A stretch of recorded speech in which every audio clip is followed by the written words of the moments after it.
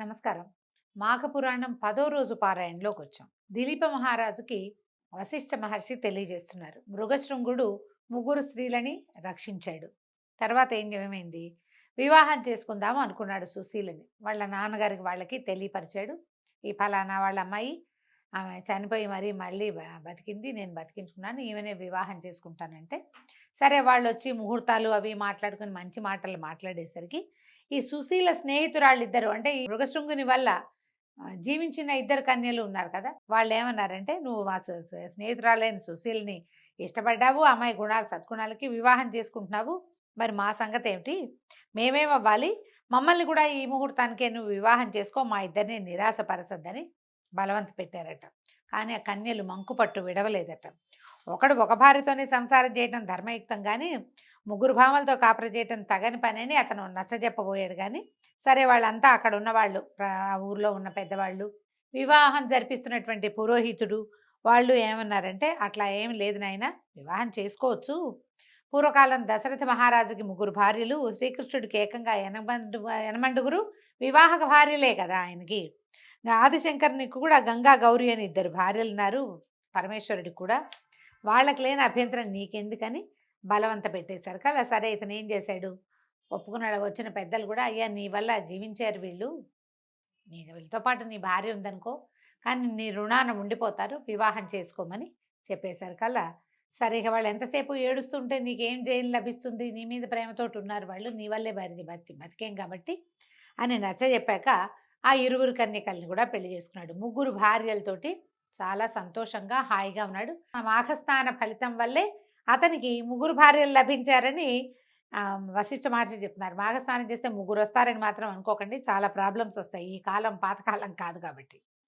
సరే, ఇప్పుడు ఈ వివాహాలు ఎన్ని విధాలు ఏమిటి అని ఆయన అడిగేసరికల్లా అప్పుడు అడిగాడనమాట. ఇదేమిటి వివాహం, వీళ్ళు ముగ్గురు కన్యకల్ని ఒకేసారి చేస్తున్నాడు. వివాహాల గురించి దిలీప మహారాజు వశిష్ఠ మహర్షిని అడుగుతున్నాడు, అసలు వివాహాలు ఎన్ని విధాలు, వాటి సంగతి ఏమిటని అడిగితే వివరాలు చెప్పమంటే, వివాహాలు 8 రకాలు: బ్రాహ్మము, దైవతము, ఆర్షము, ప్రాజాపత్యము, అసురము, గాంధర్వము, రాక్షసము, పైశాచికము. వరుని ఆహ్వానించి సాలంకృత కన్యాదానం చేసేది బ్రాహ్మమట. యజ్ఞం కొరకు యజ్ఞం చేయించేవాడికి పిల్లనిచ్చి పెళ్లి చేయటం దైవత్వం అంటారు, దైవతం. 2 గోవుల్ని తీసుకుని కన్యకనిచ్చి పెళ్లి చేయటాన్ని ఆర్షం అంటారు. వీరిద్దరూ కలిసి కాపురం చేయండి అని శాసించే వివాహము ప్రాజాపత్యం, రాజుల కాలాల్లో జరిగేది ఇట్లా. తర్వాత వరుణించి ధనం పుచ్చుకుని కన్యనిచ్చి పెళ్లి చేయటం ఆసురము. అంటే మనకి ముందు తరాల్లో జరిగినటువంటి కన్యాదాన ప్రక్రియ ఇలాంటిది అయ్యి ఉండొచ్చు. ఒకరినొకరు ప్రేమించుకుని వివాహం చేసుకోవటాన్ని గాంధర్వం అంటారు. బలాత్కారంగా కన్యను తెచ్చుకుని వివాహం చేసుకుంటే రాక్షసం. మోసగించి కన్యను తీసుకుపోయి చేసుకునే పెళ్లిని పైశాచికం అంటారు. ఇవి అక్కడక్కడ జరుగుతున్నాయిలేండి, బలాత్కారాలు, పైశాచిక వివాహాలు జరుగుతున్నాయి. గాంధర్వ విధి వివాహాలు కూడా మనకు కనపడుతూనే ఉన్నాయి కదా.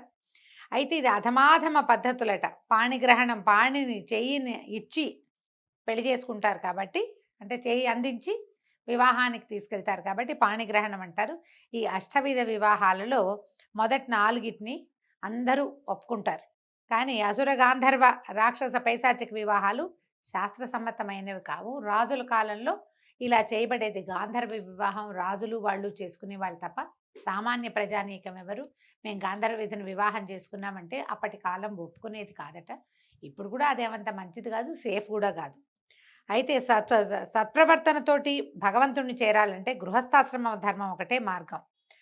దంపతులిద్దరూ పరస్పర ప్రేమానురాగాలతో ఉండటం, ఉన్నదాంతో సంతృప్తి పొందటం, గౌరవ మర్యాదలు మన్ననలతోటి ప్రవర్తించటం, అతిథి సత్కారాలు చేయటం, దైవభక్తిని కలిగి ఉండటం ఇత్యాది సద్గుణ సంపన్నమైతే అయినదైతేనే సరైన గృహస్థాశ్రమ ధర్మంగా చెప్తారు.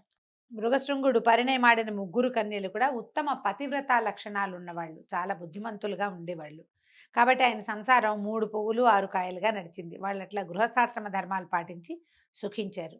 మృగశృంగుడు మిగిలి సుఖంగా ఉన్న కాలంలోనే అరమరికలు లేకుండా ఉంటూ ఉండగా దాని ఫలితాన్ని అనుభవించే సమయం ఆసన్నమైంది. మృగశృంగుడి భార్యల్లో ఒకరైనటువంటి సుశీల, అంటే మొదట ఆయన ఎవరిని పెళ్లి చేసుకోదలుచుకున్నాడో ఆ అమ్మాయి గర్భం ధరించింది. చాలా సంతోషించారు. మృకండు అనే పేరు పెట్టారు. పిల్లవాడు మగ పిల్లవాడు కలిగారు. 3 తల్లులు మృకండుని ఎంతో ముచ్చటగా చక్కగా చూసుకునేవాళ్ళు. దినదిన ప్రవర్ధమానంగా పెరిగాడు. పువ్వు పుట్టగానే పరిమళిస్తుందన్నట్టుగా మృకండు తల్లిదండ్రుల పట్ల, పెద్దల పట్ల గౌరవ మర్యాదలతోటి, వినయ విధేయతలతోటి మెలిగేవాడు. అందరినీ ఆకర్షించేవాడు, పెద్దల్ని మురిపించేవాడు. కాలగమనంలో పిల్లవాడికి 5, 6 సంవత్సరాలు నిండినాయి. ఉపనయనం చేసి విద్యాభ్యాసానికి గురుకులానికి పంపించారు. గురుకులంలో కూడా అతను ఉత్తమ విద్యార్థిగానే ఉన్నాడు. చక్కగా సకల శాస్త్రాలు నేర్చుకుని సకల సద్గుణ సంపన్నుడుగా తయారయ్యాడు. యుక్త వయసు వచ్చేసరికల్లా శాస్త్రకోవిదుడుగా అయ్యాడు. అన్ని శాస్త్రాలు చదువుకున్నాడనమాట. సరే, వీళ్ళు ఏం చేశారు, యుక్త వయసు వచ్చాక ఈ మృకండుడికి అతని తల్లిదండ్రులు మరుద్వతి అనే కన్యని ఇచ్చి వివాహం చేశారు. అప్పటి నుంచి గృహస్థాశ్రమాన్ని స్వీకరించాడట. మృగశృంగుని యొక్క మిగిలిన 2 భార్యలకి కూడా సంతానం కలిగింది, మగపిల్లలు కలిగారు. ఈ మృకండుడి విషయమే మనకి ప్రత్యేకంగా చెప్తారనమాట. వాళ్ళను కూడా ఇట్లాగే శాస్త్రపారంగతులుగా, పండితోత్తములుగా తీర్చిదిద్ది వాళ్ళకు కూడా వివాహాలు జరిపి కుటుంబ పరివారం అంతా మాఘమాస నదీ స్నానాలు, పూజలు ఇత్యాదులన్నింటినీ విధిగా నిర్వహించేలాగా కట్టడి చేసి ఉంచుకున్నాడట మృగశృంగుడు. క్రమంగా మనుమలు కలిగారు, వంశాభివృద్ధి కలిగింది. శేష జీవితం అంతా చాలా సంతోషంగా ఉండి భగవత్ సాన్నిధ్యంలో గడపటం కోసం అడవికి పోయి తపస్సు చేసుకోవటం మొదలుపెట్టాడు. ఆయన వానప్రస్థాశ్రమం లాంటిది స్వీకరించాడు. మహావిష్ణువుని ప్రసన్నం చేసుకున్నాడు. తర్వాత శ్రీహరి కృపకు పాత్రుడై వైకుంఠ ప్రాప్తిని పొందాడు.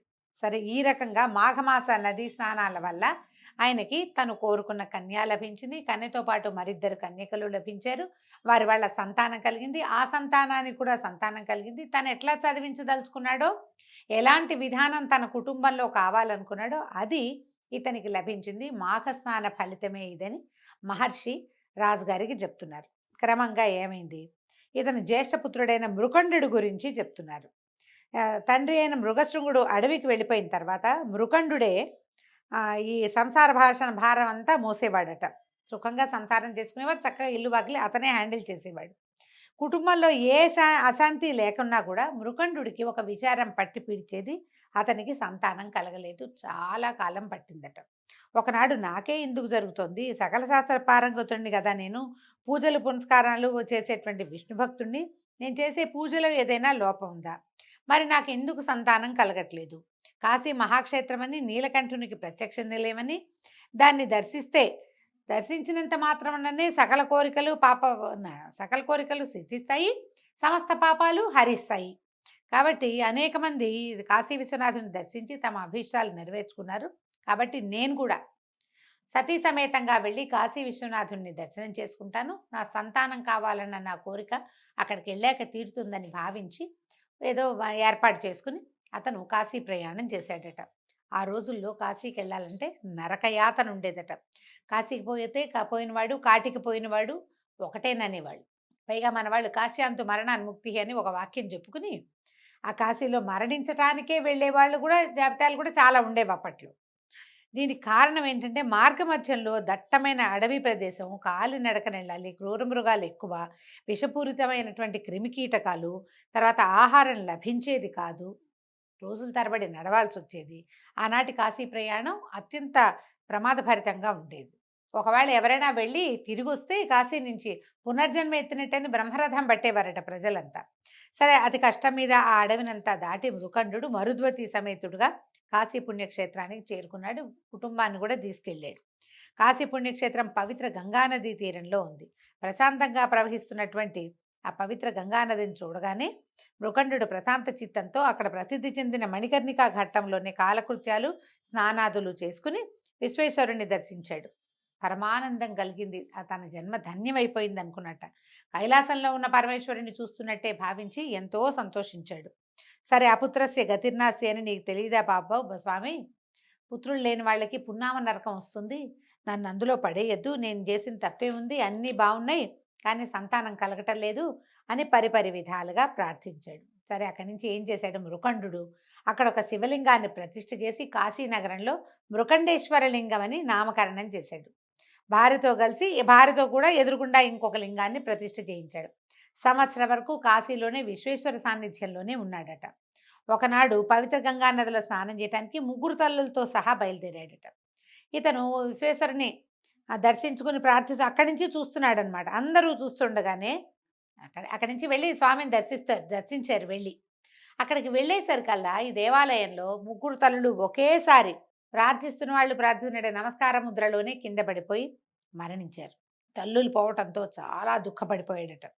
సరే ఏం చేస్తాడు, విధిని తప్పించుకోలేం కదా, యథావిధిగా కాశీనగరంలోనే తల్లులకి దహన సంస్కారాదులు కావించాడు. ఎంతకాలము సంతానం కలగట్లేదని ఇది అయిన తర్వాత తనకి సూతకం అది తీరిపోయిన తర్వాత ఎంతో కాలం తపస్సు చేశాడు. చేయగా చేయగా చేయగా చేయగా ఎప్పటికో పార్వతీ పరమేశ్వరులు ప్రత్యక్షమయ్యారట.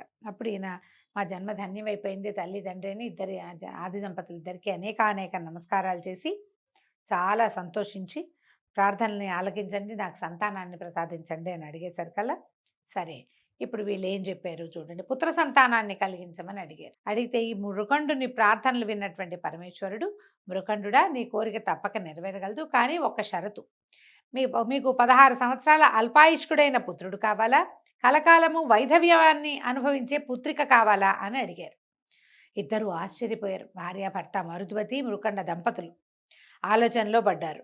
కాసేపు ఆలోచించుకున్నాక, ఇంత పరీక్షిస్తావా ప్రభు, పచ్చగా లేని పిల్లని కంటి ముందు ఉంచుకుని ఏం సంతోషం, పోని చక్కగా పెరుగుతున్న పిల్లవాడు చనిపోతాడని తెలిస్తే ఏం సంతోషంగా ఉంటుంది. మన సంతానం మన కళ్ళ ముందే ఏ శోభలు లేకుండా ఉన్నా బాధగానే ఉంటుంది, మరణించినా మహాకష్టం, అది మహాకష్టం కదా. ఈ కష్టాన్ని ఎట్లా నేను ఇది చేయగలుగుతాను, నువ్వు నన్ను పరీక్షిస్తున్నావు, నా పూర్వజన్మ సుకృతం వల్ల నాకు జ్ఞానోదయం అయింది, నాకు బుద్ధి వచ్చిన దగ్గర నుంచి నిన్నే ప్రార్థిస్తున్నాను కదా. నేను శివ పూజ ఏనాడు వదిలిపెట్టలేదు, విష్ణు పూజతో పాటు శివ పూజ కూడా చేశాను, వచ్చి కాశీవాసం కూడా చేశాను, నీకోసం ఇంత తపస్సు చేశాను కదా అని బాగా దుఃఖపడి, సరే నువ్వు అడిగావు కాబట్టి కాలకాలము వైధవ్యంతో కుంగి కురిసించిపోయే కుమార్తె కంటే అల్పాయుష్కుడైన పండితుడైన కుమారుడే మేలు, కాబట్టి మాకు పుత్రుని ప్రసాదించమని కోరుకున్నారు. సరే పరమేశ్వరుడు అట్లాగే అవగాక అభీష్ట సిద్ధిరస్సు అని వీళ్ళని ఆశీర్వదించి ఆది దంపతులు ఇద్దరు అంతర్ధానం అయిపోయారు. పరమేశ్వరుని అనుగ్రహం వలన మృకండుని భార్య మరుద్వతి ఒక మంచి శుభముహూర్తాన ఒక పిల్లవాడికి జన్మనిచ్చింది. ఆ పుత్రోదయాన్ని చూసి ఎంతో సంతోషించాడట మృకండు.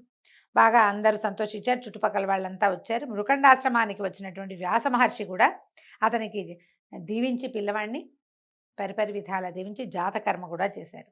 అప్పుడు ఈ చెప్తున్నారు, దిలీప మహారాజా వింటివి కదా, పరమ భాగవతోత్తముడు సకల శాస్త్ర పారంగతుడు అతి నిష్ఠాగరిష్ఠుడు మునిశ్రేష్ఠుడు అయినటువంటి మృకండు పార్వతీ పరమేశ్వరులను మెప్పించి పుత్రుని పొందగలిగాడు.